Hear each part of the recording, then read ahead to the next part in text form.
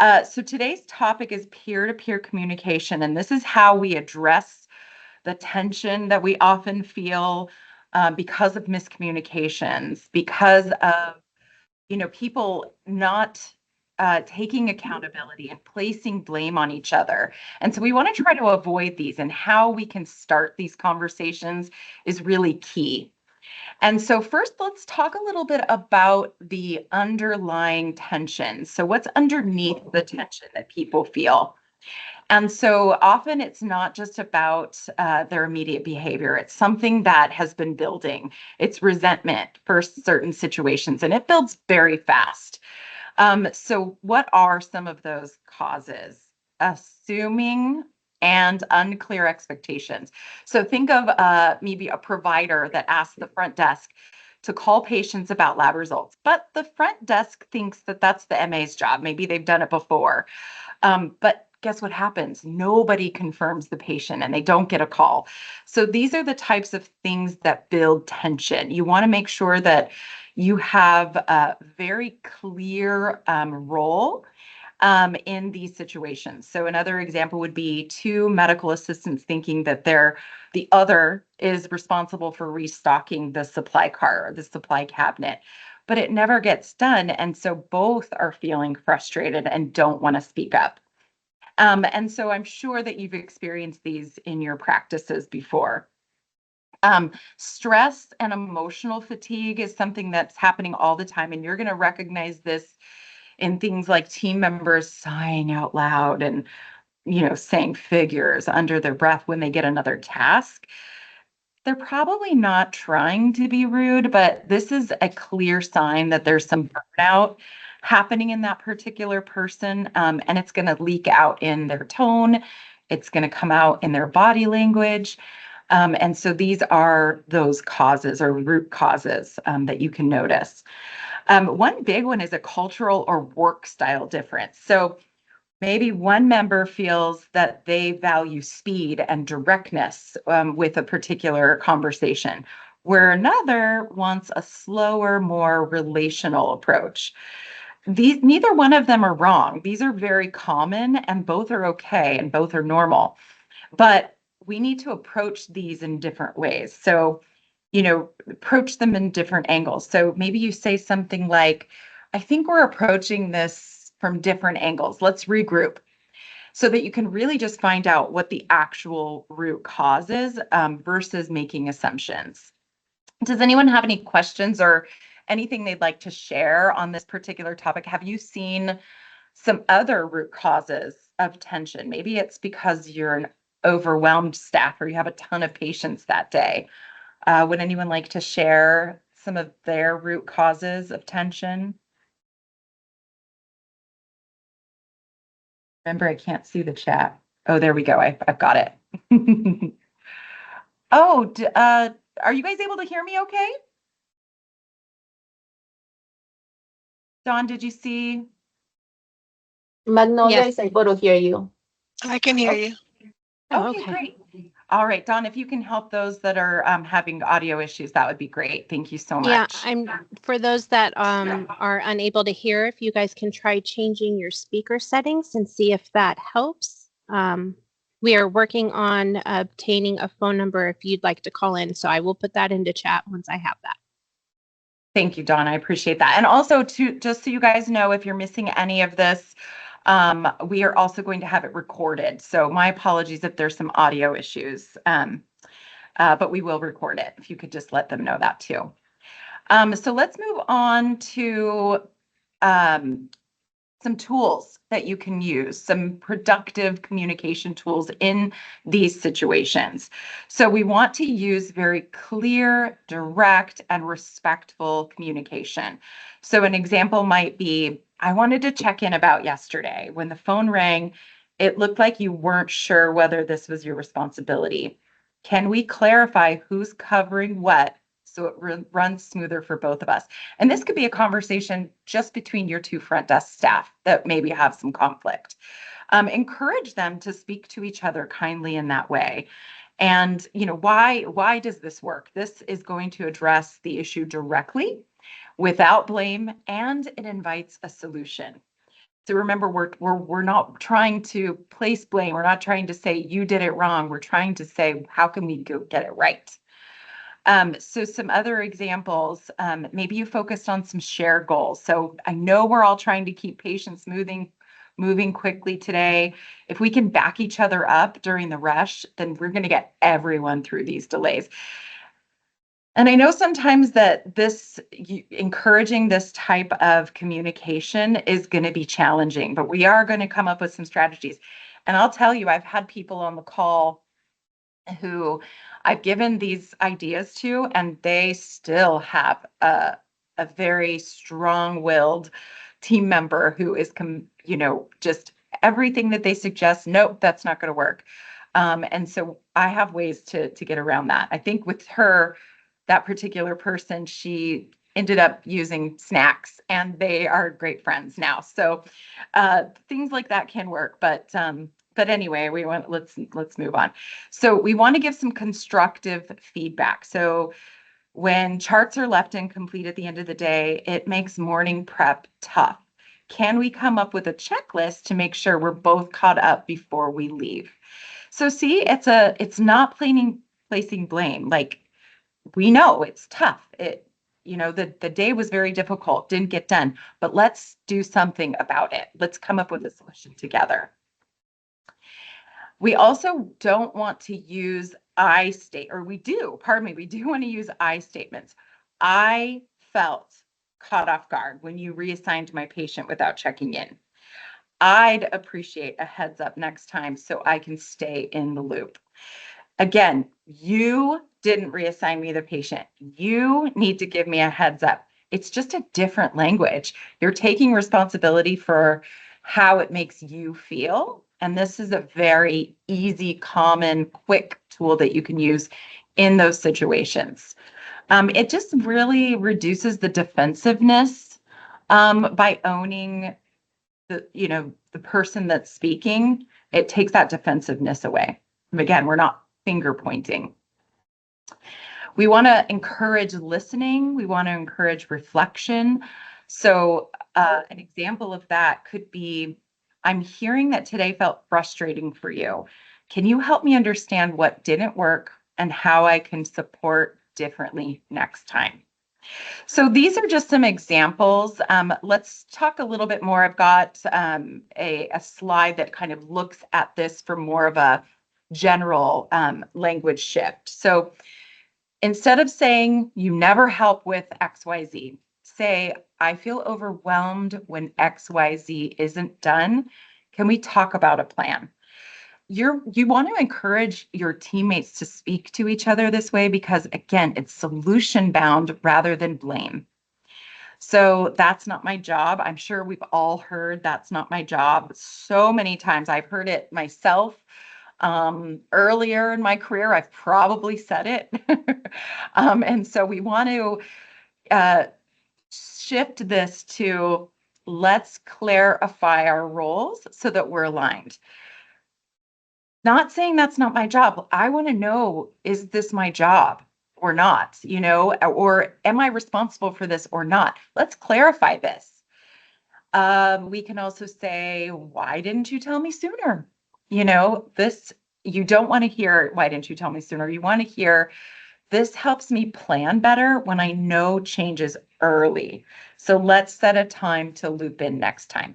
And you can even encourage your team members to speak to leadership that way. This is just a very a communicative, positive way to reframe the language that you use. Because again, when people feel that they're being blamed, they automatically do what? They get on the defensive nearly immediately. And so another would be, this is how we've always done it. These are those ones that are a little bit more resistant to change. Maybe we say, I'm open to new approaches. Why do you think this might work better?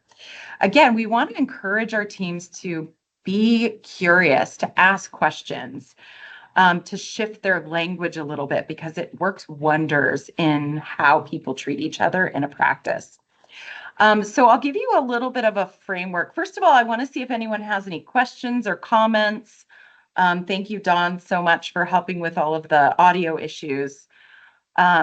Anyone have any questions so far?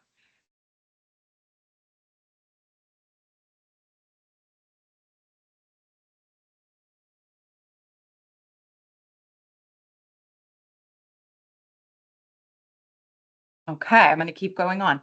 So let's talk about the clear framework for communication. This is a very easy way. In fact, I recommend that you put this up maybe on your employee break room walls or in every patient room, whatever, wherever you see these, just as a reminder.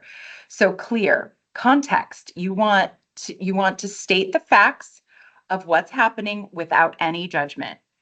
So I noticed that a few appointment confirmations didn't go out yesterday. Okay, so you're not saying you didn't send out a few appointment confirmations yesterday. Why did you do this? It's just that you're recognizing the context of it. And then you want to listen for what happened. You want to listen for their response. You pause to genuinely hear that the other person's perspective. Then you want to empathize. Yes, that sounds very frustrating, especially if you're covering phones too. Acknowledge their feelings, acknowledge their stress or their challenges that they're facing because you're facing them too. You just handle them differently sometimes. And so you want to empathize with what your team is going through. Then agree. We both want to make sure that patients are prepped and ready for the day. So you want to find that common ground or a shared goal to work through in communication. And then finally, you want to reset. So let's try setting a midday check-in so that nothing slips next time. This gives you some clarifying steps. It resets the expectations moving forward. And so this clear framework really assists you to take a step back, stop and think about the person, and really genuinely ask the questions from a productive standpoint.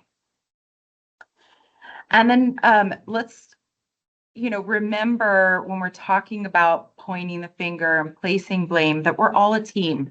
We're not going to place blame anymore. We're going to find reasonable ways to keep your teams accountable. So when you say it's not your fault, this presents as you never turn in your notes on time. It's affecting the whole team versus let's solve this together. I've noticed that charting delays a few times this month. Is there something making it hard to get them done? Let's talk about what might help. So this is a great way to not place blame, but to keep your team accountable. They still have these jobs to do. They still have these tasks that need to get done for patient care. So rather than saying blame, we want to find out a solution to keep them accountable. Why didn't you do that? Don't want to use that type of language because it presents as, why didn't you follow the prep protocol again? They're just going to be defensive. They're going to think about all those things that were in their way versus just asking them, what do we need to change? It's just that simple. It's reframing your mindset to reduce blame, keep them accountable. And so I encourage your teams to have a culture of curiosity. And what that looks like is what might be contributing to this issue. What barriers got in the way? Again, we're asking questions. We're curious of what happened. How can we prevent this next time? Ask them. I'm sure in so many situations, your teams that are saying no or saying this is not my job, they have great ideas that because they're actually working in that space. So they have great ideas that they can share with you. Ask them, be curious versus just being angry or having behavior modifications in place. You want to just really be curious about the whys of how they're responding to things. And then finally, as we mentioned, we want to reframe our mistakes and reframe them as learning opportunities. Again, thank you so much for bringing this to our attention. I didn't realize that this was causing such a challenge for you, and we're going to solve this problem together. So again, we want to shift blame to accountability. We want to shift blame to more positive reinforcement. All of those things are really going to help you communicate with your teams. And then some quick takeaways for today, just something that you can start right away. So maybe with your team huddles. I don't know if you have team huddles or not. I did. I always recommend them. I felt like anytime I was in a practice that did a morning team huddle before they started seeing patients, or we started seeing, was always a much smoother day. So if you're not doing huddles already, I highly recommend. We did do an effective team meeting practice office hours. So I'm always happy to give you some notes on that. But start with just a quick, at the start of each morning huddle, share a win. Even if it's something very small. We got every patient out on time yesterday. Thank you everyone for being on point with those transitions. This is such a stress reliever. They feel that that their work is being appreciated. So always start your team huddles, your meetings, everything on what's going well. That's just a very quick takeaway. Use open-ended check-ins. So you don't necessarily have to follow the CLEAR framework. You don't have to follow any particular set of rules, but just simply ask open-ended questions. What's something that's working well for you this week? What's something that went wrong? Is there something that you'd like to share that would make your job less stressful? These are just things that give open ways to start communicating about these things. Remember, we want a positive culture where everyone is sharing their feelings about something in a positive and productive way. And so a quick clarifying expectations or shared tasks. Again, when delegating or dividing duties, say something like, just to be clear, or encourage your team to say, just to be clear, I'll prep the rooms and you'll restock the carts by noon, right? Clarity up front avoids frustration. It doesn't assume people define done the same way that you do. So very important to make sure that if there are a lot of tensions between two people, that those expectations and tasks are very clear. And then invite feedback from their peers after a difficult conversation. So after a tense moment, you might say, hey, I know I came off a little bit blunt earlier. How did you receive that? I didn't mean to say it that way. I was feeling frustrated in the moment. Again, this shows accountability. It invites trust and it models emotional intelligence with your team. And so this is our time. I would really love to hear from you. I did a lot of talking, I know, and I'm sorry that if I am not seeing the chat again, if you do have any questions, now would be a great time. Maybe it's something that you would like to share with the group about how you tackle these types of conversations. I can always share how I do it, but I would love to hear how you do it in practice. I enjoyed this session on today. Thank you for having this. It's always nice to be able to, glean and hear something from a different perspective. And so we actually, for my leadership team, typically we meet once a week. We just started every day having a huddle because we were having a little bit of bickering amongst the leadership team. And so that has made a big difference. So this is really just a confirmation, and it's good to hear we're trying that. And then some of the things I've never heard before.